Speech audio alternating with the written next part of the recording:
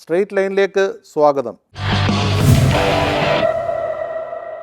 Age limit ഇല്ല, T C വേണ്ട. ഞങ്ങളവിടെ 18 വയസ്സ് തൊട്ട് 83 വയസ്സ് വരെയുള്ളവർ പഠിക്കുന്നുണ്ട്. 83 വരെ പഠിക്കുന്നുണ്ട്. ഇവിടെ പോയാലും ഇതിന് അംഗീകാരം ഒരുപോലെ അംഗീകാരമാണ്, ഒരു വ്യത്യാസവും ഇല്ല. വീട്ടമ്മമാർക്കും എല്ലാം പഠിക്കാം. അതായത് വീട്ടിലെ ജോലിക്കിടയിൽ പഠിക്കാം. ഇനി LSE പോയി ക്യൂ നിന്ന് ബുക്ക് വാങ്ങിക്കേണ്ട സ്ഥിതിയില്ല. കുട്ടികളുടെ വീട്ടിലെത്തിക്കും. എല്ലാവരും ഒരു ജോലിക്ക് വേണ്ടിയാണ് പഠിക്കുന്നത്, അതുകൊണ്ടാണ് ജോലി കിട്ടാതെ. കംപ്ലീറ്റ് ഡിജിറ്റൽ ടെക്നോളജി ഉപയോഗിച്ച് ഒരു ഡിജിറ്റലി എനേബിൾഡ് യൂണിവേഴ്സിറ്റി ആക്കാനുള്ള എല്ലാ സ്റ്റെപ്സും എടുത്തു വരുന്നുണ്ട്. ഗവൺമെൻറ്റിൻ്റെ ഒരു ദീർഘവീക്ഷണത്തിലുള്ള ഒരു ബെസ്റ്റ് എക്സാമ്പിൾ കൂടിയാണ് ഈ ശ്രീനാരായണ ഗുരു ഓപ്പൺ യൂണിവേഴ്സിറ്റി. പഠിക്കാൻ താല്പര്യമുള്ള ആർക്കും അവിടെ ഏത് കോഴ്സിനും പഠിക്കാൻ പറ്റും, ഒരു കൺസ്ട്രെയിൻസ് ഇല്ലാതെ. ശ്രീനാരായണ ഓപ്പൺ സർവകലാശാലയെ മികവിലേക്ക് നയിച്ച vice chancellor doctor Jagathiraj VP ആണ് നമ്മുടെ ഇന്നത്തെ അതിഥി. നമസ്കാരം ശ്രീ ജഗതിരാജ് സാർ. നമസ്കാരം. ആദ്യമേ അഭിനന്ദനങ്ങൾ. വളരെ ചുരുങ്ങിയ വർഷങ്ങൾ കൊണ്ട് തന്നെ ഈ സർവകലാശാല വളരെ നല്ല രീതിയിൽ മെച്ചപ്പെട്ടു പോവുകയാണ്. എനിക്ക് ആദ്യം തന്നെ അറിയേണ്ടത്, ഈ പാതി വഴിക്ക് പഠനം നിർത്തിയവർക്ക് ഈ സർവകലാശാലയിൽ നിന്ന് ബിരുദം നേടാൻ എന്താണ് വഴി? ഈ പാതി നിർത്തിയത് ഇപ്പം കഴിഞ്ഞ സിൻഡിക്കേറ്റിൽ ഒരു തീരുമാനം എടുത്തിട്ടുണ്ട്. അതായത് ഇപ്പം ഒരു വർഷമൊക്കെ പഠിച്ചിട്ട് പല കാരണങ്ങൾ കൊണ്ട് പഠിത്തം നിർത്തി കല്യാണം കഴിച്ച് വെളിയിൽ പോയവർക്ക് അവർ പഠിച്ചത് കൂടെ കൂട്ടിയിട്ട് ബാക്കി സബ്ജക്റ്റ് കംപ്ലീറ്റ് ചെയ്ത രീതിയിൽ ഒരു തീരുമാനം എടുത്തിട്ടുണ്ട്. അതിൻ്റെ റെഗുലേഷൻസ് റെഡിയായി വരുന്നുണ്ട്. അടുത്ത വർഷം അത് ഇംപ്ലിമെൻറ്റ് ചെയ്യും. ഇപ്പോൾ ഈ ഡിഗ്രി കോഴ്സുകൾക്ക് ചേരണമെന്നുണ്ടെങ്കിൽ മിനിമം യോഗ്യത വേണം, പ്ലസ് ടു അല്ലെങ്കിൽ തുല്യതാ പരീക്ഷ എഴുതിയാൽ മതി. നമ്മുടെ യൂണിവേഴ്സിറ്റിയുടെ ഒരു അഡ്വാൻറ്റേജ് എന്ന് പറഞ്ഞാൽ പഠിക്കാൻ താല്പര്യമുള്ള ആർക്കും പഠിക്കാനുള്ള അവസരം ഒരുക്കുക എന്നുള്ളതാണ് ശ്രീനാരായണ ഗുരു ഓപ്പൺ യൂണിവേഴ്സിറ്റിയുടെ ഏറ്റവും മുഖ്യമായ താല്പര്യങ്ങൾ. അതിനുവേണ്ടി ഫോർ എക്സാമ്പിൾ പ്ലസ് ടു അല്ലെങ്കിൽ തുല്യതാ പരീക്ഷ എഴുതിയ ആർക്കും അവിടെ ഏത് ഡിഗ്രിക്കും ജോയിൻ ചെയ്യാം. അവിടെ മാർക്കിൻ്റെ ഹഡിൽസ് ഇല്ല, റിസർവേഷൻ മാർക്കില്ല, മിനിമം ജസ്റ്റ് ക്വാളിഫൈ പാസ്സായിരിക്കണം. പിന്നെ റിസർവേഷൻ്റെ ഹഡിൽസ് ഇല്ല, മാർക്കിൻ്റെ ക്രൈറ്റീരിയ ഇല്ല, ഏജ് ലിമിറ്റ് ഇല്ല, TC വേണ്ട, ഒന്നും ചേരുന്നതിന് TC വേണ്ട, പഴയ കലാലയത്തിൽ നിന്നുള്ള TC ഒന്നും വേണ്ട. അവർക്ക് പഠിക്കാൻ താല്പര്യമുണ്ട്, മിനിമം എലിജിബിലിറ്റി ഉണ്ടെങ്കിൽ അവിടെ ഏത് ഡിഗ്രിക്കും ചേരാം. ഇപ്പോൾ പ്ലസ് ടു പാസ്സായ ഒരാൾ ഇടയ്ക്ക് പാസ്സായ ശേഷം പഠനം തുടരാൻ പറ്റിയില്ല, കുറച്ച് വർഷം കഴിഞ്ഞിട്ട് വീണ്ടും പഠിക്കാൻ ആഗ്രഹിച്ചാൽ ഡിഗ്രിക്ക് ചേരാം. പിന്നെ അതിന് ഏത് ഡിഗ്രിക്കും ചേരാം, വിഷയത്തിൽ എന്തെങ്കിലും നിബന്ധന ഇല്ല. അതാണ് ശ്രീനാരായണ ഗുരു ഓപ്പൺ യൂണിവേഴ്സിറ്റിയുടെ അഡ്വാൻറ്റേജ്. പഠിക്കാൻ നിങ്ങൾക്ക് ഏതാണോ ഇഷ്ടം അതിനവിടെ ചേരാം. അങ്ങനെയാണ്. അതിൽ മിനിമം മാർക്കില്ല, മറ്റേ ഇഷ്ടപ്പെട്ട വിഷയം തിരഞ്ഞെടുക്കാം, ഇഷ്ടമുള്ള വിഷയം തിരഞ്ഞെടുക്കുക. ഏജ് ലിമിറ്റ് ഇല്ല, TC വേണ്ട. ഞങ്ങളവിടെ 18 വയസ്സ് തൊട്ട് 83 വയസ്സ് വരെയുള്ളവർ പഠിക്കുന്നുണ്ട്. 83 വരെ പഠിക്കുന്നുണ്ട്. അത് ശരി. റെഗുലർ വിദ്യാർത്ഥികൾ എത്രത്തോളം വരും? ഒരു 40 to 50%. ഇപ്പം മൊത്തം എത്ര വിദ്യാർത്ഥികളായി? 55,000-ന് മേളിലായി. 55,000-ലധികം വിദ്യാർത്ഥികൾ പഠിക്കുന്നു. ഈ വർഷം നമ്മൾ അഡ്മിഷൻ തുടങ്ങിയിട്ടുണ്ട്. എല്ലാ കോഴ്സിനും 31 പ്രോഗ്രാമിന് ഇപ്പോൾ അഡ്വർട്ടൈസ് ചെയ്തിട്ടുണ്ട്. 17 UG, 14 PG. അതിൽ ആദ്യമായിട്ടാണ് ഇന്ത്യയിലെ ഓപ്പൺ യൂണിവേഴ്സിറ്റി 6 പ്രോഗ്രാം NEP പ്രകാരം 4 ഇയറിലോട്ട് പോയിട്ടുണ്ട്.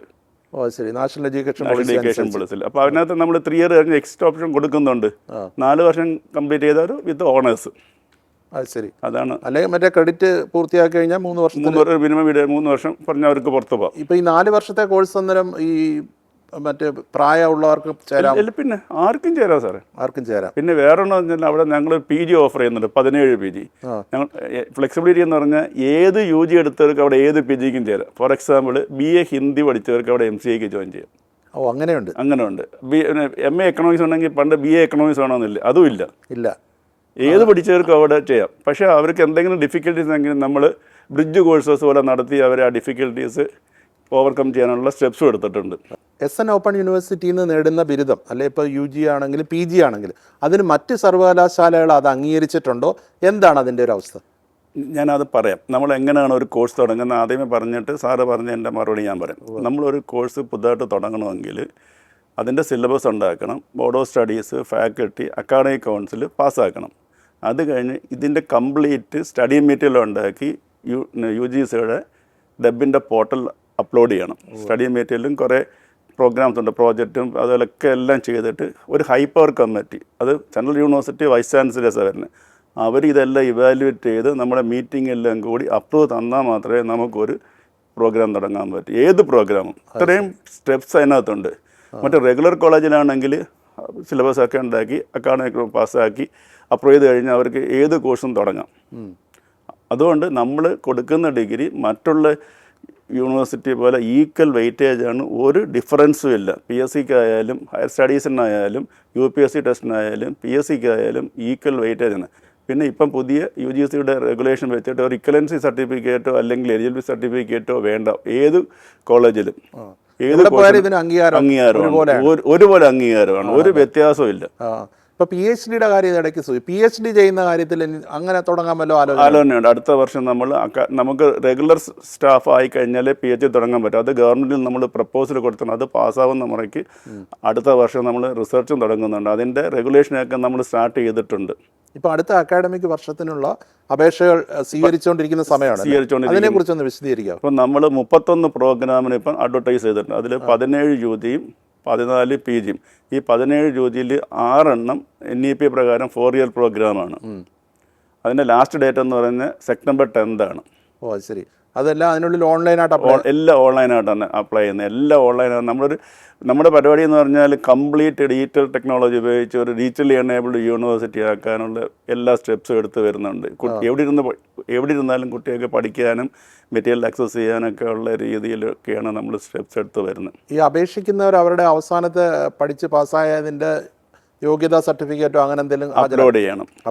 മിനിമം ഡിഗ്രി +2ൻ്റെ സർട്ടിഫിക്കറ്റ് അല്ലെങ്കിൽ തുല്യതാ പരീക്ഷ എഴുതിയതിൻ്റെ ഒരു സർട്ടിഫിക്കറ്റ് അപ്ലോഡ് ചെയ്യണം. പിന്നെ PGക്ക് ആണെങ്കിൽ അവരുടെ ഡിഗ്രി സർട്ടിഫിക്കറ്റിൻ്റെ അപ്ലോഡ് ചെയ്യണം. പിന്നെ ഗ്രാൻസ് അതുപോലുള്ള നമ്മൾ പ്രൊവൈഡ് ചെയ്യുന്നുണ്ട്. സ്കോളർഷിപ്പ് ഉണ്ടെങ്കിൽ അതിൻ്റെ കറസ്പോണ്ടിങ് ഉള്ള സർട്ടിഫിക്കറ്റ് അപ്ലോഡ് ചെയ്യണം. ഇപ്പോൾ അതോടൊപ്പം തന്നെ സർട്ടിഫിക്കറ്റ് കോഴ്സുകളും ഡിപ്ലോമ കോഴ്സുകളും നടത്തുന്നുണ്ട്. അത് ഏതൊക്കെ മേഖലയിലാണ്? അത് നമ്മുടെ എന്ന് പറഞ്ഞാൽ ശ്രീനാരായണ ഗുരുദേവൻ പറഞ്ഞാൽ വിദ്യ കൊണ്ട് സ്വതന്ത്രമാവുക എല്ലാ അർത്ഥത്തിലും. അപ്പം നമ്മൾ ഈ ഡിഗ്രി പഠിക്കുന്നവർക്ക് നാളെ ഇത് പഠിച്ചു കഴിഞ്ഞാൽ ഒരു തൊഴിൽ കിട്ടണം. അപ്പോൾ അതിനുള്ള രീതിയിൽ ഈ പഠിക്കുന്നവർക്കും വെളിയിലുള്ള കുട്ടികൾക്കും ഒരു job oriented skill based certificate കൊടുക്കാൻ ഉള്ള തീരുമാനമുണ്ട്. ഇപ്പോൾ 3 എണ്ണം നമ്മൾ അനൗൺസ് ചെയ്തു. ഫോർ എക്സാമ്പിൾ അത് ചെയ്യുന്നത് ICT, കെൽട്ടോൺ അതുപോലെ നല്ല എസ്റ്റാബ്ലിഷ്ഡ് ഇൻസ്റ്റിറ്റ്യൂട്ടായിട്ട് ജോയിൻ്റായിട്ട് അക്കാഡമിക് കൊളാബറേഷനിലാണ് നമ്മൾ ചെയ്യുന്നത്. ഇപ്പോൾ ICT അക്കാഡമിയായിട്ട് ചേർന്നിട്ട് ഒരു മെഷീന് സൈബർ ഫോറൻസിക് സെക്യൂരിറ്റിയിൽ തുടങ്ങിയിട്ടുണ്ട്. സൈബർ ഫോറൻസിക് സെക്യൂരിറ്റിയിൽ തുടങ്ങിയിട്ടുണ്ട്. TK എഞ്ചിനീയറിംഗ് കോളേജായിട്ട് ചേർന്നിട്ട് പിന്നെ ആർട്ടിഫിഷ്യൽ ഇൻ്റലിജൻസ് ആൻഡ് മെഷീൻ ലേണിംഗിൽ തുടങ്ങിയിട്ടുണ്ട്. പിന്നെ കേംബ്രിഡ്ജ് യൂണിവേഴ്സിറ്റി പ്രൊഫസറായിട്ട് ചേർന്നിട്ട് ഒരു പിന്നെ fundamentals of communication for IELTS and OET. അപ്പോൾ ഇത് വെളിയിലേക്ക് ഒരു 50,000 രൂപയൊക്കെ ചാർജ് ചെയ്യുന്ന നമ്മളൊരു 15,000 rupees വെച്ചിട്ടാണ് ഈ കമ്മ്യൂണിക്കേഷൻ ഇംഗ്ലീഷിൽ ചെയ്യുന്നത്. അത് പിന്നെ എത്ര നാളത്തേക്ക് ഡ്യൂറേഷൻ? അത് 6 മാസം തൊട്ട് 1 വർഷം വരെ certificate and diploma depending upon ഓരോ പ്രോഗ്രാമാണ്. 3 months ഉണ്ട്, 6 months ഉണ്ട്, 1 year ഉണ്ട്. അതിൽ ഏത് പ്രായക്കാർക്കും ചേരാം? അത് ഏത് പ്രായക്കാർക്കും ചേരാം. സർവകലാശാല ലാംഗ്വേജ് കോഴ്സുകൾ തുടങ്ങാൻ പോകുന്നുണ്ട്. ഉണ്ട്. അത് ഏത് രീതിയിലാണ്? അതായത് നമ്മളിപ്പോൾ ഈ കുട്ടികൾ ഒരുപാട് പേര് വെളിയിലൊക്കെ നമ്മൾ ജോലിക്കൊക്കെ പോകുമ്പോൾ ഈ ലാംഗ്വേജ് പ്രോബ്ലം വലിയ പരിമിതി. അതുപോലെ നമ്മളിപ്പോൾ ഇംഗ്ലീഷിനെ തുടങ്ങി ആൾറെഡി. അതുപോലെ ഫ്രഞ്ച്, ജർമ്മൻ, അത് ജാപ്പാനീസ്, അതുപോലെ വിവിധ ലാംഗ്വേജ് പ്രോഗ്രാമുകൾ തുടങ്ങാനുള്ള സർട്ടിഫിക്കറ്റ് ഡിപ്ലോമ പ്രോഗ്രാം പോലെ തുടങ്ങിയിട്ട് അവർക്ക് ഇപ്പം ജാപ്പാനീസിൻ്റെ ഒരു സർട്ടിഫിക്കേഷൻ ഉണ്ടല്ലോ നടത്തുന്നത്, അത് എഴുതത്തക്ക രീതിയിലുള്ള ഇപ്പോൾ ഫ്രഞ്ചിൻ്റെയൊക്കെ അത് എഴുതത്തക്ക രീതിയിലുള്ള സർട്ടിഫിക്കറ്റ് പ്രോഗ്രാമും കൂടെ നമ്മൾ തുടങ്ങാനുള്ള ഇംഗ്ലീഷ് തുടങ്ങിക്കഴിഞ്ഞു തുടങ്ങാനുള്ള. അപ്പം പറഞ്ഞില്ലേ കുട്ടികൾക്ക് ആവശ്യം എന്താ. അപ്പം ഒരെണ്ണം കാൾ ഫോർ ചെയ്യാൻ പോകണം. ഇനി പൊതുജനങ്ങൾ അവിടുന്ന് അവർക്ക് സജസ്റ്റ് ഇനി ഏതൊക്കെ കോഴ്സാണ് വേണ്ടതെന്നുള്ള പറഞ്ഞാൽ അതിൻ്റെ വെബ്സൈറ്റ് റെഡിയാവുന്ന പറഞ്ഞു. പിന്നെ ഒരു കാര്യം കൂടെ ഉണ്ട്. നമ്മൾ ഈ ആദ്യമായിട്ട് നമ്മളൊരു ഡീറ്റെയിൽ ലൈബ്രറി എല്ലാ യൂണിവേഴ്സിറ്റിയിലും എസ്റ്റാബ്ലിഷ് ചെയ്തു. നമ്മളൊരു പബ്ലിക് ഡീറ്റെയിൽ ലൈബ്രറി എസ്റ്റാബ്ലിഷ് ചെയ്യാൻ പോകാം. അത് കൊച്ചിൻ ഷിപ്പ്യാർഡിൻ്റെ CSR ഫണ്ട് വെച്ചിട്ട്. അപ്പോൾ നമ്മുടെ സ്റ്റുഡൻസിന് എവിടെ നിന്നാലും എല്ലാം നമ്മൾ ഡീറ്റെയിൽസ് ചെയ്ത് അതിനകത്തിടും. അപ്പോൾ എവിടെ നിന്നാലും ലോകത്ത് എവിടെ പോയാലും നമ്മുടെ ഈ മെറ്റീരിയൽ വെച്ച് പഠിക്കാൻ പറ്റും. അത് പബ്ലിക്കിനോട് ആക്സസ് ആവുന്ന രീതിയിൽ. അപ്പം അതുപോലെ കോമ്പറ്റേറ്റീവ് എക്സാം എഴുതാനുള്ള മെറ്റീരിയൽ എല്ലാം ഇതിനകത്ത് നമ്മൾ ഡീറ്റെയിൽസ് ചെയ്തിട്ടിട്ട് ചെയ്യാനുള്ള ഒരു പരിപാടിയുണ്ട്. പിന്നെ നമ്മൾ കേരള സ്റ്റേറ്റിൻ്റെ ലൈബ്രറി കൗൺസിലിൻ്റെ കീഴിൽ വരുന്ന 2500 A ക്ലാസ് ലൈബ്രറി നമ്മുടെ റെഫറൻസ് ലൈബ്രറി ആക്കാനുള്ള MOU ഉടനെ തന്നെ സൈൻ ചെയ്യാൻ ഡിസ്കഷൻ എല്ലാം കഴിഞ്ഞിരിക്കുകയാണ്. അപ്പം ഈ സ്റ്റഡി മെറ്റീരിയലെല്ലാം അവിടെ കൊടുക്കും. അത് കൂടാതെ സെക്കൻഡ് ഫേസായിട്ട് നമ്മൾ ഡീറ്റെയിൽ ലൈബ്രറിയായിട്ട് കണക്ട് ചെയ്തിട്ട് ഓരോ ടെർമിനലിൽ ഈ 2500 സെക്കൻഡ് ഫേസായിട്ട് നമ്മൾ കൊടുക്കും. അപ്പം ഈ നെറ്റ് ആക്സസ് ചെയ്യാൻ പറ്റാത്ത പാവപ്പെട്ട വീട്ടിലെ കുട്ടികൾക്ക് തൊട്ടടുത്തുള്ള ലൈബ്രറി വന്നിട്ട് ഈ നമ്മുടെ ഡീറ്റെയിൽ റിസോഴ്സസ് ചെയ്യാനുള്ള പ്രയോജനപ്പെടുത്താനുള്ള രീതിയിൽ ആ പ്രോജക്റ്റും ചെയ്തു വരുന്നുണ്ട്. ഇത്തരം ഇത് നടത്തുന്നതിനുള്ള ലേണേഴ്സ് സപ്പോർട്ടിംഗ് സെൻറ്റേഴ്സ് എത്രമാത്രമുണ്ട്? ലേണേഴ്സ് തന്നെ ഇപ്പം നമ്മൾ 23 ഈ വർഷം നമ്മളത് 45 ആക്കിയിട്ടുണ്ട് സ്റ്റുഡൻസിൻ്റെ കൺവീനിയൻസ് അനുസരിച്ച്. അതായത് നമ്മളൊരു ഇൻക്ലൂസീവ് എഡ്യൂക്കേഷൻ ചെയ്യുന്നത് മറ്റുള്ള യൂണിവേഴ്സിറ്റിയുടെ അടുത്ത് സ്റ്റുഡൻസ് അങ്ങോട്ട് ചെല്ലുമ്പോൾ നമ്മൾ സ്റ്റുഡൻസിൻ്റെ ഇടയിലോട്ട് ഇറങ്ങിച്ചെന്ന് അവരുടെ സൗകര്യവും കൺവീനിയൻസും നോക്കിയാണ് നമ്മൾ ചെയ്യുന്നത്. ഇപ്പോൾ 45 learners support centre all over the Kerala നമ്മൾ എസ്റ്റാബ്ലിഷ് ചെയ്തിട്ടുണ്ട് ഈ വർഷം. ഈ ലേണേഴ്സ് സപ്പോർട്ട് സെന്റേഴ്സിന് ഒരുപാട് സാമ്പത്തികമായിട്ട് ഫീസ് അവർ ഈടാക്കുന്നുണ്ട്. നമ്മളിതൊരു പ്രോഫിറ്റ് മോഡൽ അല്ലല്ലോ. ഒരു ഓപ്പൺസിന് ഒരിക്കലും ഒരു ബിസിനസ് മോഡലല്ല. ഇങ്ങനെ കാശ് വാങ്ങിച്ച അതല്ല, നമ്മൾക്ക് പഠിക്കാൻ താല്പര്യമുള്ള പിന്നെ കേരളം ഒരു സമ്പൂർണ്ണ വിരുദ്ധ സംസ്ഥാനമാക്കി മാറ്റുക എന്നുള്ള ഇപ്പോഴത്തെ ഗവൺമെൻറ്റിൻ്റെ പ്രഖ്യാപിത ലക്ഷ്യത്തിനനുസരിച്ചാണ് നീങ്ങുന്നത്. പിന്നെ ഇതൊരു ഉന്നത വിദ്യാഭ്യാസത്തിൻ്റെ ഒരു ഹബ്ബാക്കി മാറ്റാനുള്ള ഒരു ഗവൺമെൻറ്റിൻ്റെ പ്രപ്പോസലുണ്ട്. അതിനനുസരിച്ചാണ് നമ്മൾ ശ്രീനാരായണഗുരു ഓപ്പൺ യൂണിവേഴ്സിറ്റി വർക്ക് ചെയ്യുന്നത്. അതിനുവേണ്ടി ഗവൺമെൻറ്റിൻ്റെ ഫുൾ സപ്പോർട്ടാണ് നമുക്ക് തരുന്നത്. അതാണ് ഇത്രയും നാൾ ഈ 3 വർഷമേ തുടങ്ങിയത്. ഇത്രയും വെച്ച് തരാൻ ഗവൺമെൻറ്റും ബഹുമാനപ്പെട്ട മുഖ്യമന്ത്രി ആയാലും ആരാധന ഗവർണറായാലും പിന്നെ നമ്മുടെ ബഹുമാനപ്പെട്ട ഹയർ എഡ്യൂക്കേഷൻ മിനിസ്റ്റർ, ബഹുമാനപ്പെട്ട ഫിനാൻസ് ബാലഗോപാൽ സാറ്, അതുപോലെ ബഹുമാനപ്പെട്ട MLA MP എല്ലാം നമുക്ക് ഭയങ്കര സഹകരണം തരുന്നത്. അത് ഗവൺമെൻറ്റിൻ്റെ ഒരു ദീർഘവീക്ഷണത്തിലുള്ള ഒരു ബെസ്റ്റ് എക്സാമ്പിൾ കൂടിയാണ് ഈ ശ്രീനാരായണ ഗുരു ഓപ്പൺ യൂണിവേഴ്സിറ്റി. ഇപ്പോൾ ഈ ബിരുദം സംസ്ഥാനത്ത് എല്ലാവർക്കും ബിരുദം അല്ലെങ്കിൽ സമ്പൂർണ്ണ ബിരുദ സംസ്ഥാനമാക്കാനുള്ള അതിൽ SN ഓപ്പൺ യൂണിവേഴ്സിറ്റിയുടെ റോളാണ്. അതിന് വേണ്ടിയിട്ട് ഇത് ചെയ്തേക്കുന്നത്. അതാണ് നമ്മൾ മുൻപന്തിയിൽ നിൽക്കുന്നത്. ഇപ്പൊ തന്നെ കാട്ടാക്കട MLA സതീഷ് നമ്മുടെ അസോസിയേറ്റ് ചെയ്യുന്നുണ്ട്. എന്താ അതിന്റെ പ്രവർത്തനം? അത് സാർ അവിടെ നിന്ന് പഠിക്കാൻ താല്പര്യമുള്ള പാവപ്പെട്ട കുട്ടികളെ നമ്മളെ സ്പോൺസർ ചെയ്തിട്ട് നമ്മുടെ അവിടെ അവരായിരിക്കും അവർ പൈസ കൊടുക്കുന്നത്. അതുപോലെ മങ്കട MLA ഇല്ല, മഞ്ചലാംകുഴി എഴുസാല് ഞങ്ങളും കോളേജിലേക്കെന്ന് പറഞ്ഞ പരിപാടിയാണ്. അതായത് ഈ സാറ് നേരത്തെ പറഞ്ഞാണ് ഇടയ്ക്ക് വെച്ച് പഠിത്തം നിർത്തിയ വനിതകൾ അവർ കംപ്ലീറ്റ് സാറ് സ്കോളർഷിപ്പ് കൊടുത്തിട്ട് നമ്മളവിടെ ചെയ്തിരിക്കുന്നത്. കഴിഞ്ഞ വർഷം 100 പേരെ ചേർത്തിട്ടുണ്ട്. ഈ വർഷം 200ഓളം പേരെ. ഇപ്പം അതിൻ്റെ ഉദ്ഘാടനം 2 ആഴ്ച മുമ്പ് ഞാൻ നടത്തിയതേ ഉള്ളൂ. അതുപോലെ നമ്മളമ്മമാർക്കും എല്ലാം പഠിക്കാം. അതായത് വീട്ടിലെ ജോലിക്കിടയിൽ പഠിക്കാം. അതൊരു വലിയ അപൂർവ സവിശേഷതയാണ് അല്ലേ? വെച്ചാൽ നമ്മളൊരു സോഷ്യൽ സ്റ്റാറ്റസ് കൂടെ കൂടിയല്ലേ. ഈ വിദ്യയില്ലാത്തതാണ് എല്ലാ അസമത്വങ്ങൾക്കും ചൂഷണത്തിനും ഒക്കെ കാരണം. അതാണ് ഈ നാട്ടിൽ പല ഇഷ്യൂസ് ഉണ്ടാകുന്നത്. ഇപ്പോൾ ഇവരെല്ലാം വിദ്യ കൊണ്ട് ആകുമ്പോൾ തന്നെ ഇതിനെല്ലാം ഒരു സൊല്യൂഷനും കൂടെ ഇത് ജോലി കിട്ടുക എന്നുള്ളതല്ലല്ലോ. അതെ. അതുപോലെ ജയിലിൽ നിന്നുള്ള അതെന്ന് പറഞ്ഞാൽ നമ്മളറിയാം പല കാരണങ്ങൾ കൊണ്ട് ജയിലിൽ പോകുന്നവരുണ്ട്. നമുക്കറിയാമല്ലേ അവരുടേതായ സാഹചര്യങ്ങൾ.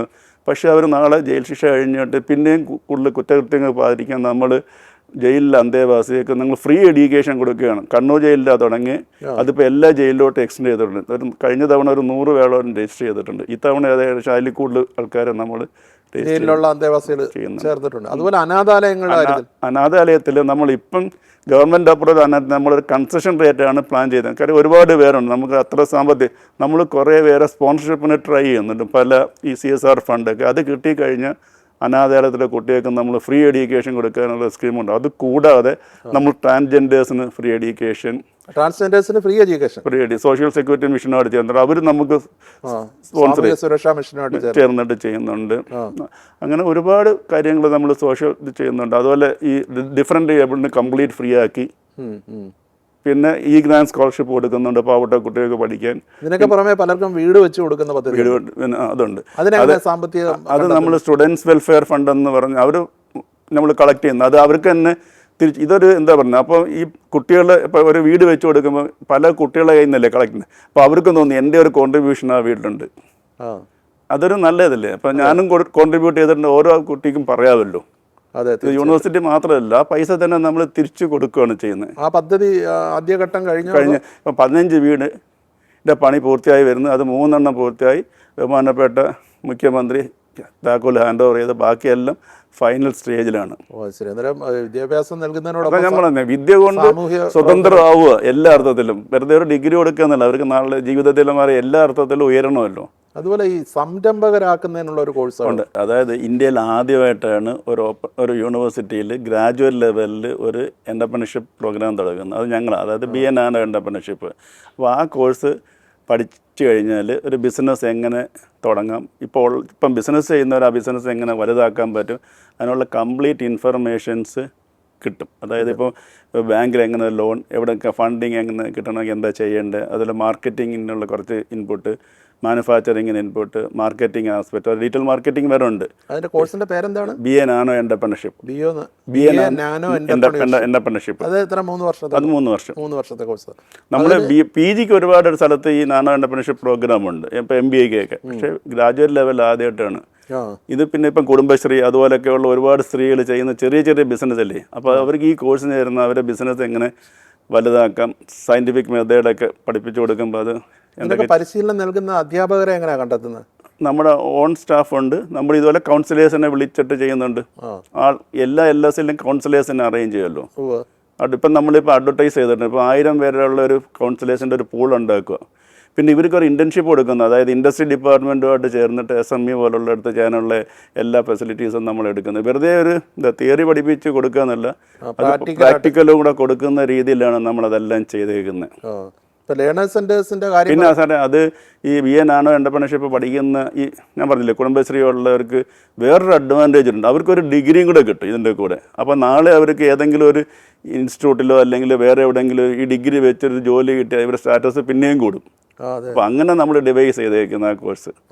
ഈ ലേണേഴ്സ് സെന്ററുകൾ ഇപ്പം നേരത്തെ പറഞ്ഞു 40, അടുത്ത വർഷം 45 ആകും.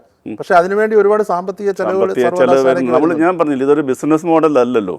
നമുക്കൊരു ഇൻക്ലൂസീവ് എഡ്യൂക്കേഷൻ, പഠിക്കാൻ താല്പര്യമുള്ള ആർക്കും പഠിക്കുന്ന രീതിയിൽ നമ്മളൊരു സർവീസ്, ഒരു സോഷ്യൽ റെസ്പോൺസിബിലിറ്റി പുറത്തുള്ള രീതിയിലത്. പക്ഷേ ഇതിൽ ഒരു എമിററ്റസ് ആയിട്ടുള്ള അല്ലെങ്കിൽ ഈ ഇത്തരം വിഷയങ്ങൾ പഠിപ്പിക്കുന്ന അധ്യാപകർ വിനിയോഗിക്കുമ്പോഴേ, ഇപ്പോൾ സർവീസിൽ നിന്നൊക്കെ വിരമിച്ച നല്ല പ്രഗത്ഭരായിട്ടുള്ള അധ്യാപകരുണ്ട്, അവരുടെ സേവനം കൂടെ വിനിയോഗിക്കുന്നുണ്ട്. അതിപ്പം നമ്മൾ അഡ്വർടൈസ് ചെയ്തിട്ടുണ്ട്. അങ്ങനെ ഇപ്പം അങ്ങനെ താല്പര്യമുള്ളവർക്കെല്ലാം ഇപ്പം നമ്മുടെ സൈറ്റിൽ കയറി കഴിഞ്ഞാൽ അപ്ലൈ ചെയ്യാം. ഈ തവണ നമ്മൾ അവരുടെ റെമ്യൂണറേഷൻ ആണെങ്കിൽ ഇപ്പോൾ UGC ക്വാളിഫിക്കേഷൻ ഉള്ളവർക്ക് റെമ്യൂണറേഷൻ കഴിഞ്ഞ തവണത്തേക്കാട്ടി ഇപ്പോൾ 1200 രൂപ പെർ അവർ ആക്കിയിട്ടുണ്ട്. കഴിഞ്ഞ തവണ അത് 850 ആയിരുന്നു. എന്താ ക്വാളിറ്റി കൂട്ടാൻ വേണ്ടി ഒറ്റയടിക്ക് നമ്മൾ പെർ അവർ 1200 ആക്കി PG പഠിപ്പിക്കുന്നത്. UGക്ക് ആണെങ്കിൽ അത് 1000 രൂപ ആക്കി മാറ്റിയിട്ടുണ്ട്. ഇപ്പോൾ സർവകലാശാല പിച്ച വെച്ച് നടക്കുന്ന പ്രായമാണെങ്കിലും തന്നെ നമ്മൾ പറഞ്ഞു സ്വാഭാവികമായിട്ടുണ്ടാവും. പിന്നെ പക്ഷേ എങ്കിലും ഈ സെന്റേഴ്സുകളെ കുറിച്ചും അവിടെ പരിശീലനം നൽകുന്നവരെ കുറിച്ചൊക്കെ അതോടൊപ്പം തന്നെ പഠിപ്പിക്കുന്ന ടെക്സ്റ്റ് ബുക്കുകളുടെ ഉള്ളടക്കത്തെക്കുറിച്ചൊക്കെ വലിയ വിമർശനങ്ങളുണ്ട്. അതെങ്ങനെയായിരിക്കും പരിഹരിക്കാൻ പോകുന്നത്? ഞാൻ പറഞ്ഞില്ലേ, ഇപ്പം നമ്മൾ തുടങ്ങിയിട്ട് 3 വർഷമാണ്. അപ്പം ഫീഡ്ബാക്ക് എടുത്തിട്ട് അതിനനുസരിച്ച് നമ്മൾ മോഡിഫൈ ചെയ്യുന്നുണ്ട്. സാർ ഇത് പറഞ്ഞില്ലേ, ഉള്ളടക്കം നമ്മുടെ ഏറ്റവും കൂടുതൽ നമുക്ക് അപ്രീസിയേഷൻ കിട്ടുന്ന നമ്മുടെ സ്റ്റഡി മെറ്റീരിയൽ വെച്ചിട്ട്. ഇപ്പോൾ സാറ് ഈ വർഷം ഒന്ന് അന്വേഷിച്ച് നോക്കിയാൽ മതി, ഓരോ യൂണിവേഴ്സിറ്റിയിൽ നെറ്റ് അല്ലെങ്കിൽ സെറ്റ് എഴുതിയ സ്റ്റുഡൻസും ക്വാളിഫൈഡ് സ്റ്റുഡൻസും നോക്കിയാൽ നമ്മുടെ യൂണിവേഴ്സിറ്റി പഠിച്ച കുട്ടികളാണ് പെർസെൻറ്റേജ് കൂട്ടുമ്പോൾ ഏറ്റവും കൂടുതൽ ക്വാളിഫൈ ചെയ്തേക്കുന്നത്. അതിൻ്റെ റീസൺ എന്ന് വെച്ചാൽ അവർ നമ്മുടെ സ്റ്റഡി മെറ്റീരിയലാണ് റെഫറൻസ് മെറ്റീരിയലായിട്ട് ഉപയോഗിച്ച് പഠിച്ചേക്കുന്നത്. അതാണ് അതിൻ്റെ ഒരു അഡ്വാൻറ്റേജ്. വേറെ എവിടെയെങ്കിലും പോയി പഠിച്ചിട്ടൊന്നുമല്ല. അപ്പം സാർ ഈ പറഞ്ഞാണ് നമ്മുടെ സ്റ്റഡി മെറ്റീരിയലിൻ്റെ ക്വാളിറ്റി എന്ന് പറഞ്ഞത് നല്ല ക്വാളിറ്റി. അതാണ് നമുക്ക് കിട്ടുന്ന ഏറ്റവും വലിയ. മെറ്റീരിയലിനെ ഞാൻ വിമർശിക്കുകയല്ല, പക്ഷേ ചില സ്റ്റഡി മെറ്റീരിയൽ ചില വിഷയങ്ങളിൽ ഒരുപാട് പിന്നെ തെറ്റുകളും കടന്നു കൂടിയിട്ടുണ്ട്. ഇപ്പം നമ്മളിതെല്ലാം നമുക്കൊരു ഓൺ ഫെസിലിറ്റീസ് ഇല്ലാതുകൊണ്ട് ചിലപ്പം പുറത്തൊക്കെ കൊടുത്ത് എഴുതിപ്പിക്കുമ്പോൾ വന്ന് അത് ഇങ്ങനെ നോട്ടീസ് ചെയ്തപ്പോൾ അത് അന്നേരം തന്നെ നമ്മൾ കറക്റ്റ് ചെയ്ത് റീപ്രിൻ്റ് എല്ലാം ചെയ്ത് കൊടുക്കുന്നുണ്ട്. ചെറിയ ചെറിയ മിസ്റ്റേക്കുകൾ പറ്റിയിട്ടുള്ളത് അതെല്ലാം കറക്റ്റ് ചെയ്തിട്ടുണ്ട് ടൈമിൽ. കൃത്യമായിട്ടുള്ള ഒരു സിലബസ് പ്ലാനിലല്ലേ മുന്നോട്ട് പോകുന്നത്? ആണാണ്, അതായത് സിലബസ് പ്ലാൻ ആയിട്ട് തന്നെ പോകുന്നത്. ഞാൻ നേരത്തെ പറഞ്ഞില്ലേ സാർ, നമ്മളൊരു കോഴ്സ് അപ്രൂവ് ചെയ്തിട്ടുണ്ടെങ്കിൽ സിലബസ് അപ്രൂവ് ചെയ്ത് അത് UGC പോർട്ടൽ അപ്രൂവ് ചെയ്തിട്ട് തുടങ്ങാൻ പറ്റൂ. അത് നമുക്കിതിനകത്തൊരു ഡൈല്യൂട്ടായി എന്തെങ്കിലും കാട്ടിക്കൂട്ടി ഓപ്പൺ എഡ്യൂക്കേഷൻ തുടങ്ങാൻ പറ്റത്തില്ല. അല്ല, ഇത്തരം കോഴ്സുകൾ ആരംഭിക്കണേ തന്നെ ഇത്രയും വളരെ ഗൗരവത്തോടെ ക്വാളിറ്റി മെയിൻറ്റെയിൻ ചെയ്യാൻ UGC ഭയങ്കര സ്ട്രിക്റ്റാണ്. അത് പലർക്കും ഈ പുറത്ത് നിൽക്കുന്നവർക്ക് ഇത് ഓപ്പൺ എഡ്യൂക്കേഷൻ പറഞ്ഞാൽ എന്തോ ഇങ്ങനെ സിമ്പിളായിട്ട്, അതൊന്നുമല്ല. അതിൻ്റെ പിന്നിൽ ഒരുപാട് എഫേർട്ടുണ്ട്. അത് പലർക്കും അതുകൊണ്ടാണ് ഈ ക്വാളിറ്റി നമുക്ക് മെയിൻറ്റെയിൻ ചെയ്യാൻ പറ്റുന്നത്. സ്ട്രിക്റ്റ് റൂൾസാണ് ഓപ്പൺ എഡ്യൂക്കേഷൻ. അങ്ങനെ ആർക്കും അതിനകത്ത് ഡൈല്യൂട്ട് ചെയ്യാൻ പറ്റത്തില്ല. അതുപോലെ ഈ റെഗുലർ വിദ്യാർത്ഥികളോടൊപ്പം തന്നെ ഈ പറഞ്ഞ വിവിധ ജോലികളിൽ വർക്ക് ചെയ്യുന്ന ആൾക്കാർ ഇതിന് പഠിക്കാൻ വരുന്നുണ്ട്. ഇപ്പം സാറ് പറഞ്ഞ പോലെ 83 വയസ്സുള്ള ആൾക്കാർ വരെ പഠിക്കുന്നുണ്ട്. അതിന് പൊതുവേ എപ്പോഴും റെഗുലർ വിദ്യാർത്ഥികളുടെ ഈ കോഴ്സ് കാലാവധി സമയബന്ധിതമായി പൂർത്തിയാക്കാൻ വേണ്ടി ഒരു ശ്രമം ഉണ്ടാവും. പക്ഷേ അത് നല്ല കാര്യമാണെങ്കിലും അത് ഈ സർവീസിൽ നിന്ന് വർക്ക് ചെയ്ത് പ്രവർത്തിക്കുന്ന ആൾക്കാർക്ക് അത് വലിയ ബുദ്ധിമുട്ടുകളും ഉണ്ടാക്കുന്നുണ്ട്. അത് നമുക്ക് നമ്മുടെ ഇതിനകത്ത് ചെയ്യാൻ പറ്റുന്ന നമ്മളെ ക്ലാസ് മറ്റേ റെഗുലർ കോളേജ് തുടങ്ങുന്ന ജൂലൈയിലാണ്. നമ്മൾ UGCയുടെ ഡേറ്റ് വെച്ചിട്ടേ തുടങ്ങാൻ പറ്റും. അത് ഏകദേശം ഒരു ഒക്ടോബർ നവംബർ ആവും. അപ്പം തന്നെ ഒരു 3-4 മാസം ഡിലേ വരുന്നുണ്ട്.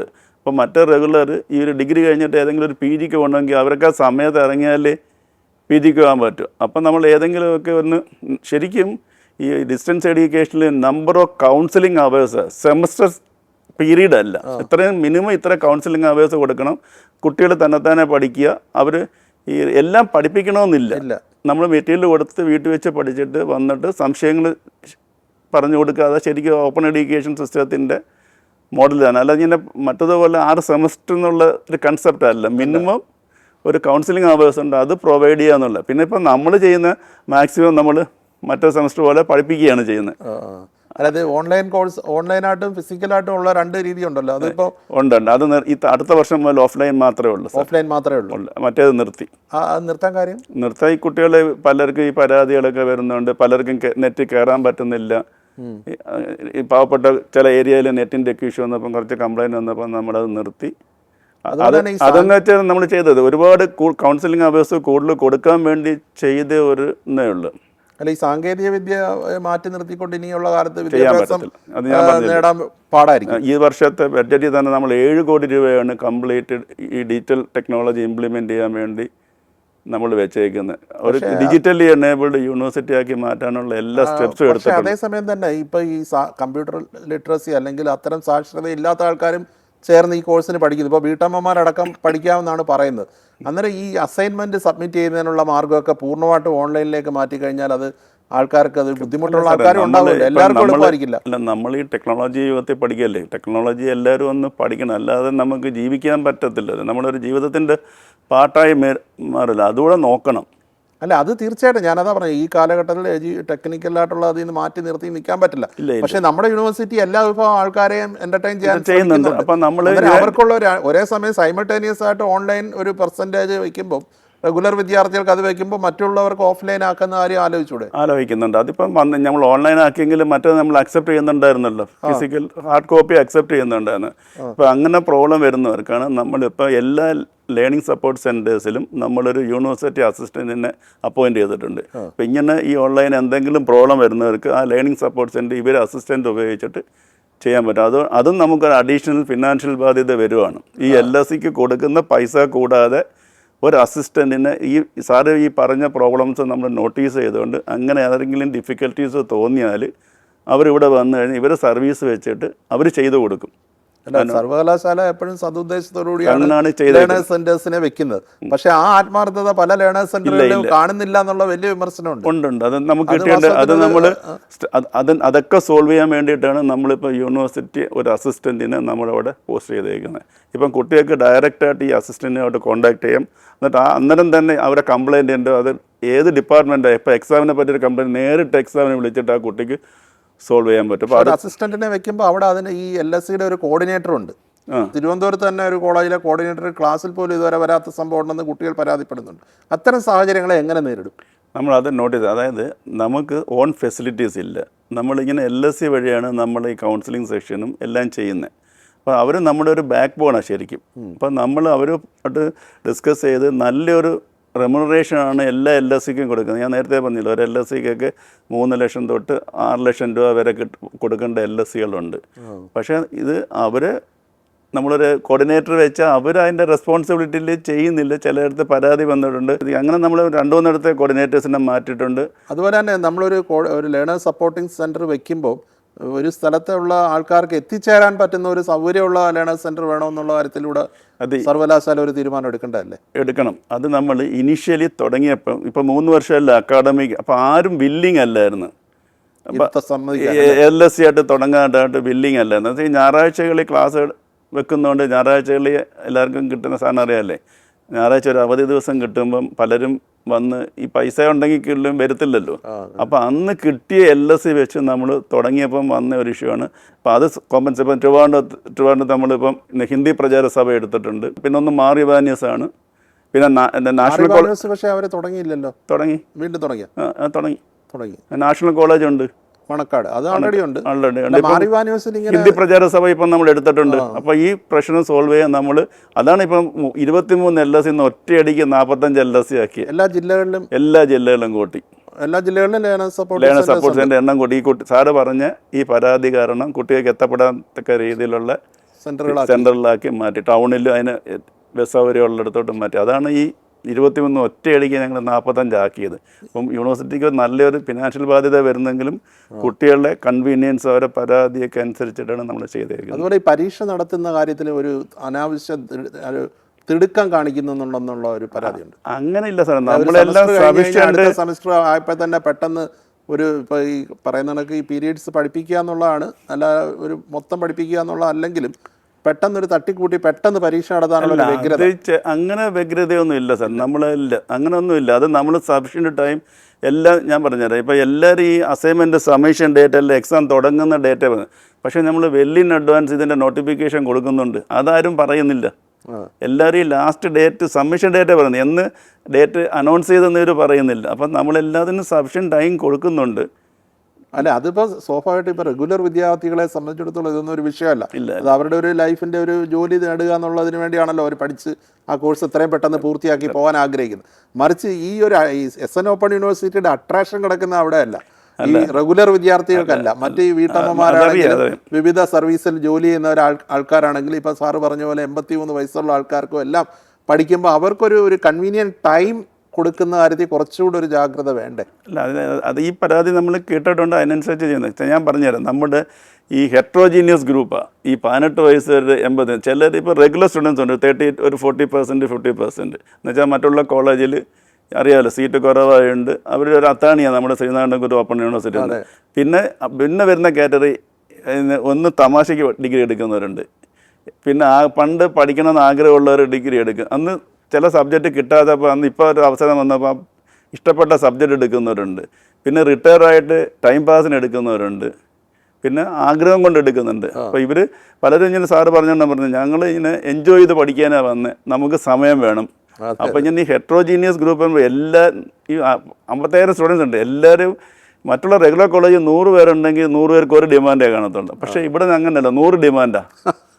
100 ഡിമാൻഡോ. അപ്പം നമ്മളൊരു മിഡ് വേ കൂടെ പോകുമ്പം ചിലർ ഈ സാറ് പറഞ്ഞോണ്ട് ചിലർ അതാണ് സംഭവിക്കുന്നത്. അല്ല, നമ്മൾ പർപ്പസായിട്ട് അങ്ങനെ ഈ സ്പീഡ് പരീക്ഷ നടത്തി അങ്ങനെയല്ല ചെയ്യുന്നത്. അതാണ് ഇതിനകത്തുള്ളൊരു ഇഷ്യൂ. റെഗുലർ കോളേജിൽ അറിയാമല്ലേ, ഒരു സ്റ്റുഡൻറ്റ് 100 പേരുണ്ടെങ്കിൽ ഒറ്റ ഡിമാൻഡാണ്. നമുക്കിത് 100 ഡിമാൻഡാണ്. അപ്പം നമ്മളൊരു മിഡ് വേ കൂടെ പോകുമ്പം ചിലർ അഫക്റ്റ് ചെയ്യുന്നത്. അതാണ് ഈ സംഭവിക്കുന്നത്. അല്ലാതെ നമ്മൾ എന്നാൽ തന്നെ മാക്സിമം നമ്മൾ നോക്കുന്നുണ്ട് സാറേ, കുറച്ച് കൺസ്ട്രെയിൻസ് ഉണ്ട്. ടെക്സ്റ്റ് ബുക്കൊക്കെ വിതരണം ചെയ്യുന്ന കാര്യത്തിൽ ഇപ്പം നമ്മൾ നേരത്തെ സിയാപ്റ്റിലാണ് പ്രിൻ്റ് ചെയ്യേണ്ടത്. അപ്പം ചിലപ്പം പ്രിൻറ്റിങ് അവിടെ ബാക്കി ഗവൺമെൻറ്റിൻ്റെയൊക്കെ ഈ പ്രിൻറ്റിങ്ങിൻ്റെ വർക്ക് വരുമ്പം കുറച്ച് ഡിലേ വരുന്നുണ്ട്. ചിലപ്പോൾ ഒരു മാസമൊക്കെ അവരവിടെ വെച്ചുകൊണ്ട് പ്രയോറിറ്റി അനുസരിച്ചിട്ട് ഇപ്പം +2 ക്വസ്റ്റ്യൻ പേപ്പർ വരും, ലോട്ടറി അടിക്കുന്നുണ്ട്. അങ്ങനെ വരുമ്പോൾ നമ്മൾ കൊടുത്താലും ചിലപ്പം ഡിലേ വരുന്നുണ്ട്. അപ്പോൾ അതനുസരിച്ച് ഡിസ്ട്രിബ്യൂഷൻ ഡിലേ ആവും. അപ്പോൾ അത് സോൾവ് ചെയ്യാൻ വേണ്ടിയിട്ട് ഇപ്പം നമ്മൾ പ്രിൻ്റ് ചെയ്ത് അവർ തന്നെ ഡിസ്ട്രിബ്യൂട്ട് ചെയ്യുന്നത്. ഇപ്പോൾ അത് വഴി ഞാൻ പോസ്റ്റില്ലേ, അത് ഈ തവണ ഇംപ്ലിമെൻറ്റ് ചെയ്യണം. അതായത് പ്രിൻ്റ് ചെയ്യുന്ന ബുക്ക് ഡയറക്റ്റായിട്ട് സ്റ്റുഡൻസിനെ എത്തിക്കാനുള്ള എല്ലാ സ്റ്റെപ്സും എടുത്തിട്ടുണ്ട്. ഈ അക്കാഡമിക് ഇയർ തൊട്ട് ഡയറക്റ്റായിട്ട് എത്തിക്കാന്ന് പറഞ്ഞാൽ കുട്ടികളുടെ വീട്ടിലെത്തിക്കും. ഇഗ്നോ അയക്കുന്നതാണ്. ഇനി LSE പോയി ക്യൂ നിന്ന് ബുക്ക് വാങ്ങിക്കേണ്ട സ്ഥിതിയില്ല. ഫീസിന്റെ രീതി എങ്ങനെയാണ് സർവകലാശാല? ഫീസ് എല്ലാവരും 4000, 5000 റേഞ്ചിലാണ് നിൽക്കുന്നത്. ഒരു യുജിക്ക് ഒരു 4000, 4200 രൂപ സെമസ്റ്റർ. പിന്നെ BCIക്കും മൾട്ടിമീഡിയ അല്ല ഡേറ്റാ സയൻസിനും 1000 രൂപ കൂടുതലുണ്ട്. എന്ന് വെച്ചാൽ ലാബുണ്ട്. യൂണിവേഴ്സിറ്റിയുടെ ആസ്ഥാന മന്ദിരം എന്തായി അതിനുള്ള നിർമ്മാണം തുടങ്ങുന്നത്? കഴിഞ്ഞ ബഡ്ജറ്റിൽ നമ്മുടെ ബഹുമാനപ്പെട്ട ഫിനാൻസ് മിനിസ്റ്റർ 26 കോടി രൂപ തന്ന് നമ്മൾ സ്ഥലം വാങ്ങിച്ച് അതിൻ്റെ പ്രോസസ്സ്, അതിൻ്റെ മാസ്റ്റർ പ്ലാൻ കൊല്ലത്ത് മുണ്ടയ്ക്കൽ 9.5 ഏക്കറുള്ള സ്ഥലമുണ്ട്. അതിൻ്റെ എല്ലാം നിർമ്മാണം തുടങ്ങാൻ മാസ്റ്റർ പ്ലാൻ പ്രിപ്പറേഷൻ നമ്മുടെ സ്റ്റേറ്റ് ആർക്കിടെക്ചറില്ലേ അവരെ ചെയ്യാൻ പോകുന്നത്. അതിൻ്റെ മീറ്റിംഗ് ഈ 19-ാം തീയതി ബാലവൽ സാറ് കൊല്ലത്ത് വിളിച്ചിട്ടുണ്ട്. അത് ശരി. ഇപ്പോൾ സാർ ഒരു വിദ്യാഭ്യാസ വിചക്ഷണം കൂടിയാണ്. ഞാൻ മനസ്സിലാക്കിയിടത്തോളം ഖരഗ്പൂർ IITയിൽ നിന്ന് പിന്നെ PhD എടുത്ത ആണ്.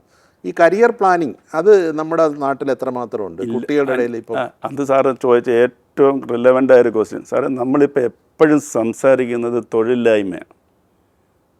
ആരും ഇത്ര പഠിച്ചിട്ട് ഡിഗ്രി എടുത്തിട്ട് അത് ശരിക്കും ഇവിടെ തൊഴിലില്ലായ്മ എന്ന് പറഞ്ഞാൽ തൊഴിലില്ലാത്തതുകൊണ്ടോ അവസരങ്ങളില്ലാത്തതുകൊണ്ടല്ല, ഇഷ്ടം പോലെ. പക്ഷെ നമ്മുടെ കുട്ടികൾ അവിടെ എത്തപ്പെടുന്നില്ല എന്നുള്ളതാണ് ഏറ്റവും വലിയ കഷ്ടം.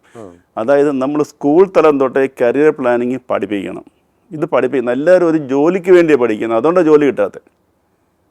മനസ്സിലായില്ലേ? എല്ലാവരും ഒരു ജോലി അതുകൊണ്ടാണ് ജോലി കിട്ടാത്തത്, അവസരങ്ങൾ തിരിച്ചറിയുന്നില്ല. അപ്പോൾ എനിക്കൊരു കഴിവുണ്ട്, എനിക്ക് ഏത് ലെവലിൽ പഠിച്ചാൽ എനിക്കത് അച്ചീവ് ചെയ്യാൻ പറ്റുമെന്ന് നമ്മൾ കുട്ടികളെ പഠിപ്പിക്കുന്നില്ല. ഞങ്ങളെപ്പോലുള്ള അധ്യാപകരും കുറ്റക്കാരാണ്.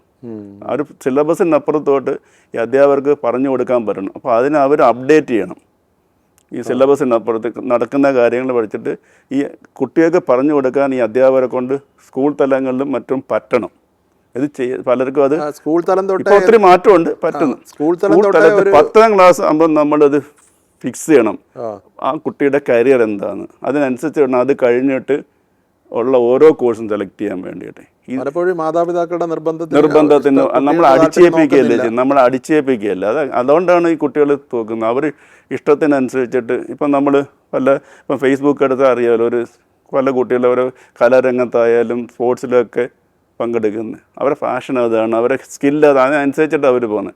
ഇപ്പം പിന്നെ പണ്ടത്തെ പോലെയല്ല സാർ. ഇപ്പം മൾട്ടിനാഷണൽ കമ്പനി പോലും അവർ ഡിഗ്രി ഒന്നും ചോദിക്കുന്നില്ല.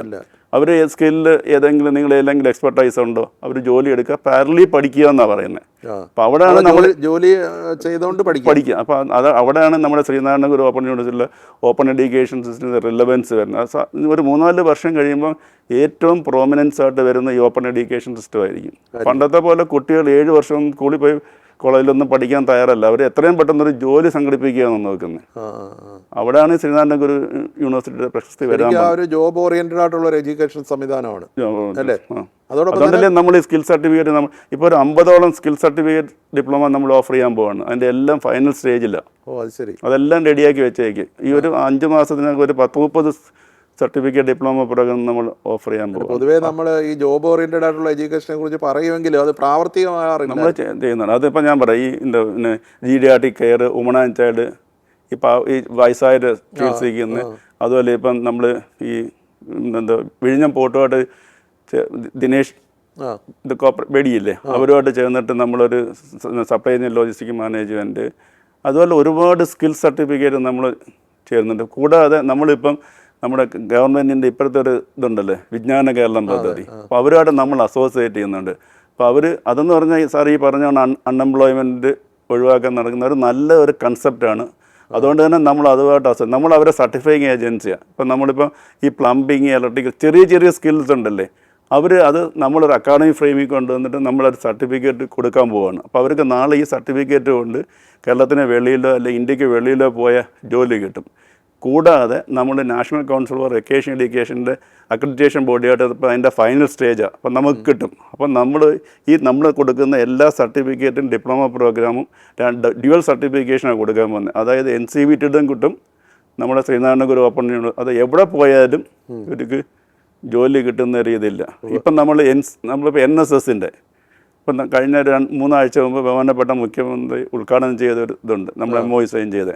അതായത് ഇപ്പോൾ NSS ഒരു 3.5 ലക്ഷത്തോളം NSS വോളണ്ടിയേഴ്സ് ഉണ്ട്. അപ്പോൾ അവരിപ്പം ചെയ്യുന്ന സർവീസിന് അതായത് കോളേജിൽ നിന്നൊരു സർട്ടിഫിക്കറ്റാണ് കൊടുക്കുന്നത്. അപ്പം നമ്മളത് ചെയ്യാൻ പോകുന്നത് ഈ ഒരു വർഷം ചെയ്യുന്നത് നമ്മളൊരു ക്രെഡിറ്റ് ബേസ്ഡ് അക്കാഡമിക് ഫ്രെയിമിൽ കൊണ്ടുവന്നിട്ട് അവർക്ക് നമ്മൾ ഒരു സർട്ടിഫിക്കറ്റ് കൊടുക്കാൻ പോകും. അഡീഷണൽ ആയിട്ട് ഒന്നും ചെയ്യേണ്ട, അവർ ചെയ്യുന്ന വർക്ക് തന്നെ. അപ്പോൾ അതിനകത്ത് ലീഡർഷിപ്പും അതുപോലെ എല്ലാം കൂടെ നമ്മൾ ആഡ് ചെയ്തിട്ട് ഒരു അക്കാഡമിക് ഫ്രെയിമിൽ കൊണ്ടുവന്നിട്ട് അവർക്കൊരു സ്കിൽ സർട്ടിഫിക്കറ്റ് കൊടുക്കാൻ പോവാണ്.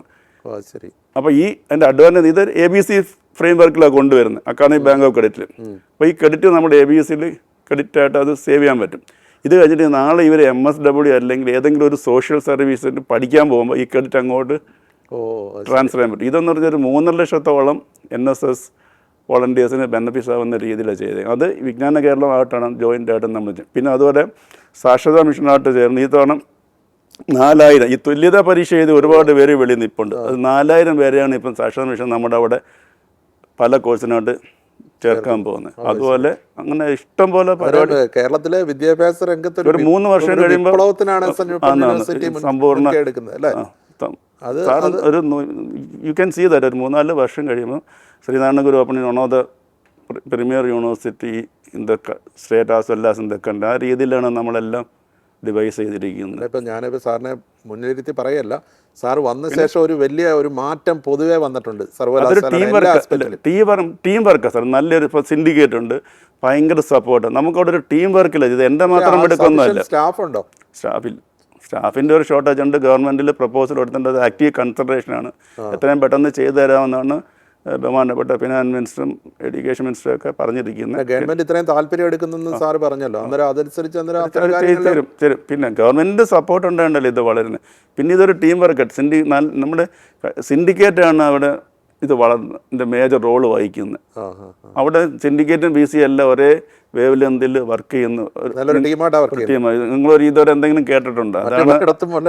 അതുകൊണ്ടാണ് ശ്രീനാരായണ ഗുരു ഓപ്പൺ യൂണിവേഴ്സിറ്റിയുടെ വിജയം എന്ന് പറയുന്നത്. സാറ് ഇപ്പോൾ ശ്രീനാരായണ ഓപ്പൺ യൂണിവേഴ്സിറ്റിയുടെ USP ഒരു 1, 2, 3 കാര്യങ്ങളായിട്ട് പറഞ്ഞത് എന്താണ്? ഒന്ന്, പഠിക്കാൻ താല്പര്യമുള്ള ആർക്കും അവിടെ ഏത് കോഴ്സിനും പഠിക്കാൻ പറ്റും, ഒരു കൺസ്ട്രെയിൻസ് ഇല്ലാതെ.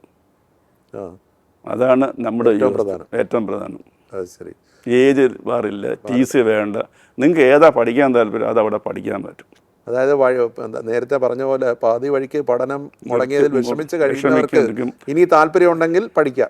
പിന്നെ വേറൊന്നും പറഞ്ഞാൽ ഇപ്പം പലർക്കും ഇപ്പം മഹാരാജാസിൽ പണ്ട് പഠിക്കാൻ താല്പര്യമുണ്ടായിരുന്നു, അവർക്ക് പല കാരണങ്ങൾ കൊണ്ട് എറണാകുളത്തുള്ളവർ പഠിക്കാൻ പറ്റില്ല. അപ്പോൾ അവിടെ LSC ആണ്, അവിടെ പോയി മഹാരാജാസിൽ പഠിക്കാം. അതുപോലെ നല്ല കോളേജിൽ പോയി പണ്ട് പഠിക്കാൻ പറ്റാത്തടത്ത് പഠിക്കാൻ പറ്റും. പിന്നെ ഇരുട്ട ബിരുദം എടുക്കാം. ഇപ്പം വേറൊരു റെഗുലർ കോളേജിൽ പഠിക്കുന്ന കുട്ടികൾക്ക് ഇവിടെ വേറൊരു കോഴ്സിന് ഇവിടെ ചേരാം. ഡിഗ്രിക്ക് പഠിക്കുന്നിരിക്കുന്നത്, അതായത് ഇപ്പോൾ എഞ്ചിനീയറിങ്ങിന് പഠിക്കുക, അയാൾ ഫസ്റ്റ് ചോയ്സ്. അയാൾക്ക് മലയാളം ഭയങ്കര ഇഷ്ടമാണ്, അപ്പോൾ ഇവിടെ BA മലയാളത്തിന് പഠിക്കാം, അങ്ങനെ അതിന്റെ ഡിഗ്രി എടുക്കാം, പാരലി ചെയ്യാം. അല്ല ഇവിടെ പഠിക്കുന്ന കുട്ടികൾക്ക് വേറെ ഡിഗ്രിക്ക് പാരലി പഠിക്കാം. അങ്ങനെയുള്ള ഒരുപാട് നമുക്ക് TC വേണ്ട, ഓപ്പൺ ആണല്ലേ. ഓപ്പൺ. നിങ്ങൾക്ക് പഠിക്കാൻ താല്പര്യമുണ്ടോ, വി ആർ റെഡി. ഇപ്പോൾ സാറിൻ്റെ ഒരു വ്യക്തിപരമായിട്ടുള്ള വിവരം, സാറ് ഖരഗ്പൂർ IIT-ന്ന് PhD എടുത്തായിരുന്നു. സാറ് എവിടെയാണ് അത് കൂടുതൽ വർക്ക് ചെയ്തിരുന്നതൊക്കെ? ഞാൻ ശരിക്കും 35 വർഷത്തെ അധ്യാപന ജീവിതമുണ്ട്. ഞാൻ എഞ്ചിനീയറിംഗിൽ 11 വർഷം TK എഞ്ചിനീയറിംഗ് കോളേജിൽ ഇലക്ട്രിക്കൽ എഞ്ചിനീയറിംഗിൽ അധ്യാപകനായിരുന്നു. അത് കഴിഞ്ഞിട്ടാണ് കൊച്ചിൻ യൂണിവേഴ്സിറ്റിയിൽ മാനേജ്മെൻറ്റ് ഡിപ്പാർട്ട്മെൻറ്റിലോട്ട് ഞാൻ മാറുന്നത്. അവിടെ 23 വർഷം വർക്ക് ചെയ്തിട്ടുണ്ട്. 24 വർഷം. കുടുംബം എൻ്റെ വൈഫ് ഡോക്ടറാണ്. പേരെന്താ? ഡോക്ടർ ശാലിനി. പിന്നെ ഹെൽത്ത് സർവീസിൽ പീഡിയാട്രീഷ്യനായിട്ട് വർക്ക് ചെയ്ത് തൃപ്പൂണിത്തുറ ഗവൺമെൻറ് ഹോസ്പിറ്റലിൽ. എനിക്ക് 3 മക്കളുണ്ട്. മോള് ഒരു ബാംഗ്ലൂർ ഒരു സെയിൽസ് ഫോഴ്സ് എന്ന് പറയുന്ന ഒരു അമേരിക്കൻ കമ്പനി വർക്ക് ചെയ്യുന്നു. രണ്ടാമത്തെ മോൻ ഇപ്പം TKM എഞ്ചിനീയറിംഗ് കഴിഞ്ഞിട്ട് ഇവിടെ ഒരു സ്റ്റാർട്ടപ്പിൽ വർക്ക് ചെയ്യുന്നു. മൂന്നാമത്തെ ഇപ്പം നീറ്റൊക്കെ എഴുതി കൗൺസിലിങ്ങിൻ്റെ ഇങ്ങനെ. ഞാൻ പറഞ്ഞു കേട്ടിട്ടുണ്ട് സാറ് കുട്ടികളെ അവരുടെ ഇഷ്ടത്തിനാണ് വിട്ടത്. ഒരു മകനെ പോളിടെക്നിക് അത് ഞാൻ എന്താ പറഞ്ഞാൽ എൻ്റെ മോൻ നമുക്കറിയാമല്ലോ ഇവനെ IIT പഠിക്കുക. ഞാൻ ടീച്ചറായപ്പോൾ നമ്മൾ ഒരുപാട് കിട്ടും. അവൻ്റെ ഒരു സ്കില്ല് നമുക്ക് മനസ്സിലായി, എൻ്റെ കഴിവ് എത്ര മാത്രമുണ്ട്. നമ്മൾ ഈ തുമ്പിയെ കൊണ്ട് കല്ലടിപ്പിക്കാൻ പറ്റത്തില്ലല്ലോ. അപ്പം മോൻ ഈ 10ാം ക്ലാസ്സിൽ പഠിക്കുന്ന സമയത്ത് അവൻ ഇലക്ട്രോണിക്സിലൊക്കെ കുറേ താല്പര്യം കാണിച്ചു. അപ്പം ഞാൻ 10ാം ക്ലാസ് കഴിഞ്ഞപ്പം എന്തായാലും അവൻ എഞ്ചിനീയറിങ്ങിന് പോകും, +2 കഴിഞ്ഞിട്ട്. അപ്പം ഞാൻ ചോദിച്ചു പോളിക്ക് വിടട്ടോ എന്ന് ചോദിച്ചു. അപ്പം പറഞ്ഞ് അവനും ഇഷ്ടമാണ് പോളി ഇലക്ട്രോണിക്സ് പഠിച്ച്. അവൻ അത് കഴിഞ്ഞിട്ട് TK എഞ്ചിനീയറിംഗ് കോളേജ് ലാറ്ററൻറ്റിൽ എഞ്ചിനീയറിംഗിൽ കയറി ഇപ്പം കംപ്ലീറ്റ് ആയി. ഇപ്പോൾ ഒരു സ്റ്റാർട്ടപ്പ്. എനിക്ക് നല്ല ഉറപ്പാണ് അവൻ നല്ലൊരു ഇലക്ട്രോണിക്സ് എഞ്ചിനീയർ ആവുന്നു. അല്ല, ഈ പോളിടെക്നിക്കിനൊക്കെ വിടാൻ ആദ്യം ആൾക്കാർക്ക് ചിലപ്പോൾ വിമുഖതയായിരിക്കും. എൻ്റെ അടുത്ത് പലരും ചോദിച്ചു, ഞാൻ IIT പഠിച്ച്, എൻ്റെ വൈഫ് ഡോക്ടർ, എന്താ മോനെ അങ്ങനെ പോളിക്ക് വിട്ടെ? അപ്പം ഞാൻ പറഞ്ഞു അവൻ്റെ സ്കില്ല് അതാ, അവനെ തുമ്പിയെ കൊണ്ട് അവൻ്റെ താല്പര്യം അതായിരുന്നുണ്ട് വിട്ട്. അതുപോലെ തന്നെ എൻ്റെ മോളെയും ചെയ്തേക്കുന്നത്. മോള് ബയോമാസ് ആയിരുന്നു. അപ്പോൾ ഞാൻ ബ്രില്യൻറ്റിലൊക്കെ കോച്ചിങ്ങിന് വിട്ടു. അപ്പോൾ എൻട്രൻസ് ആയപ്പം മോള് പറഞ്ഞ് എനിക്ക് ഇംഗ്ലീഷ് പഠിക്കണം. ഓക്കെ, അങ്ങനെ ഞാൻ എന്നെ ആൾ ഇന്ത്യ മറ്റേ IFLUയിലെ ടെസ്റ്റ് എഴുതിച്ചു. അതിൽ 10ാമത്തെ എന്തോ റാങ്ക് വന്ന് BA ചെയ്തു. അത് കഴിഞ്ഞ് അത് കഴിഞ്ഞ് ഏറ്റവും വലിയ തമാശ എന്ന് പറഞ്ഞാൽ എൻ്റെ മാനേജ്മെൻറ്റ് ഇൻസ്റ്റിറ്റ്യൂട്ടിൽ ഞാൻ അവളെ കൊണ്ട് എൻട്രൻസ് എഴുതി. അവിടെ 2nd റാങ്ക് ആയിരുന്നു MBAക്ക്. അവിടെ ഞാൻ നിർബന്ധിച്ച് കാശ് കൊടുത്ത് അഡ്മിഷനൊക്കെ എടുത്ത്. അത് കഴിഞ്ഞപ്പോഴാണ് സെൻട്രൽ യൂണിവേഴ്സിറ്റി മോക്ക് MA ഇംഗ്ലീഷിന്. അപ്പോൾ എൻ്റെ അടുത്ത് പറഞ്ഞു എനിക്ക് MBA താല്പര്യമില്ല, ഇംഗ്ലീഷ് പഠിപ്പിക്കണം. ഞാൻ എന്നെപ്പോലുള്ള ആൾ നിർബന്ധിച്ച് എടുക്കുന്നതിന് ഞാൻ പറഞ്ഞു അന്നേരം തന്നെ TC വാങ്ങിച്ച് മോളെ ഇംഗ്ലീഷിന് പഠിപ്പിക്കാൻ വിട്ടു. അവിടുന്ന് 5 പ്ലേസ്മെൻറ്റ് കിട്ടി. ഇപ്പം സെയിൽസ് ഫോഴ്സിൽ അവളെ കൂടെ പഠിച്ച എഞ്ചിനീയറിങ്ങിന് അല്ലെങ്കിൽ മെഡിസിനെ പഠിച്ചതിനെക്കാട്ടി വലിയ സാലറിയിൽ മോള് ബാംഗ്ലൂർ. കുട്ടികളെ അവരുടെ തീരുമാനമായിരുന്നു ശരി എന്നെക്കാട്ടി. അതാണ് ഞാൻ ചെയ്തേക്കുന്നത്. അത് വളരെ നല്ലൊരു തീരുമാനമാണ്. എന്തായാലും അങ്ങയുടെ നേതൃത്വം. പിന്നെ ഇരട്ട ബിരുദത്തിൻ്റെ കാര്യം ഞാൻ പറഞ്ഞില്ല, അത് ഭയങ്കര എല്ലാവർക്കും ചെയ്യുന്ന കാര്യമാണ്. പിന്നെ നമ്മുടെ ഡിഗ്രി ഇതാണ്. കുട്ടികൾക്കൊരു കൺഫ്യൂഷൻ ഉണ്ട്. ഈ ഓപ്പൺ എഡ്യൂക്കേഷനിൽ നമ്മൾ എന്താ ഈ ഡിഗ്രി ഈക്വൽ ആണോ വെയിറ്റേജ്, അത് പലർക്കും ഒരു അപ്രിഹെൻഷനുണ്ട്. അതില്ല. ഈക്വലൻസിയോ അല്ലെങ്കിൽ പിന്നെ എലിജിബിലിറ്റി സർട്ടിഫിക്കറ്റ് അതെ ഇന്ത്യയിൽ എവിടെയും ജോലിക്കായാലും എല്ലാം ഈക്വൽ വെയിറ്റേജാണ്. ഇതാണ് ചെയ്യേണ്ടത്. എന്തായാലും അങ്ങയുടെയും ടീമിന്റെ നേതൃത്വത്തിൽ ഇതൊരു ടീം വർക്ക് സാർ. ഇത് എൻ്റെ മാത്രം എടുക്കല്ല, ഒരു ടീം വർക്കിൻ്റെ പുറത്തോടെ കേരളത്തിന്റെ മുഴുവൻ അഭിമാനമായി മാറട്ടെ. എല്ലാ ആശംസകളും. Okay, thank you sir.